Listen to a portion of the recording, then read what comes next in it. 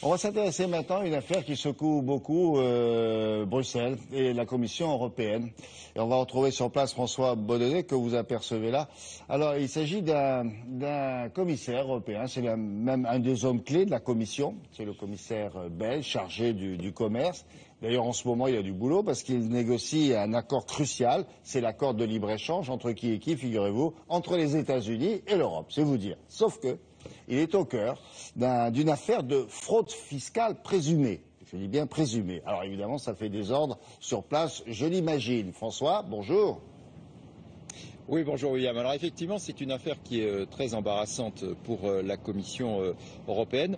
D'abord parce que la Commission européenne a fait de la fraude fiscale et surtout de la lutte contre la fraude fiscale l'un de ses chevaux de bataille. Lutte contre la fraude fiscale, lutte contre le secret bancaire. Alors si le commissaire européen en question a réellement fraudé, ce qui n'est pas encore prouvé du tout, eh bien évidemment ça ferait des ordres. Ça fait des ordres également parce que on est à 6 mois ici des élections européennes. Or, vous le savez, les partis populistes en Europe sont en pleine ascension et évidemment, ils pourraient s'emparer de cette affaire. Et puis, la troisième raison pour laquelle cette affaire est embarrassante pour la Commission européenne, vous l'avez dit, c'est parce que le commissaire en question a un portefeuille clé, celui du commerce, et des négociations très importantes sont en cours avec les États-Unis. Regardez.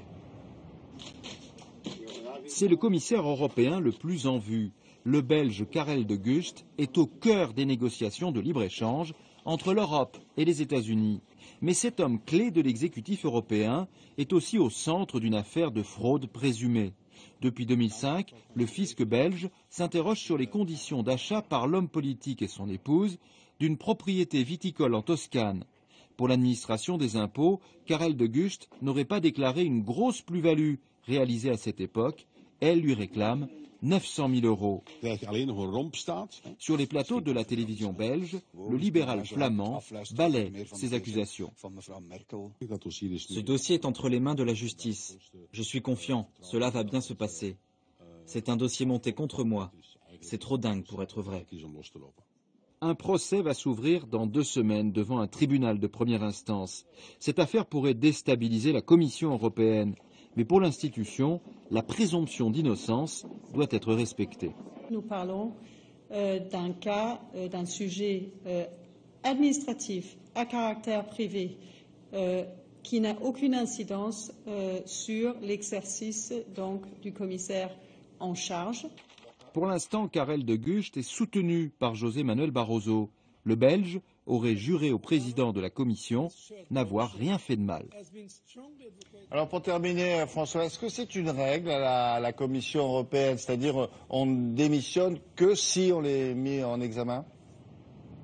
Eh bien non, William, au contraire, il n'y a pas, je dirais, de jurisprudence. Il y a même un cas contraire qui s'est passé il y a un peu plus d'1 an avec le commissaire maltais, John Dalli.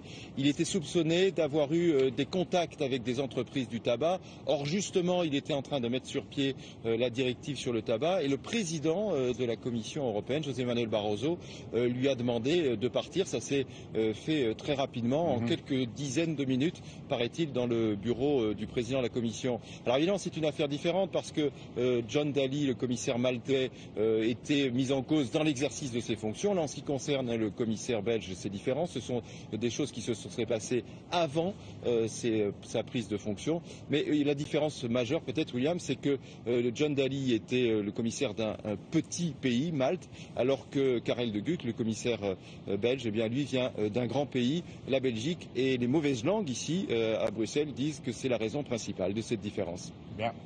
Merci beaucoup François, à suivre. À bientôt.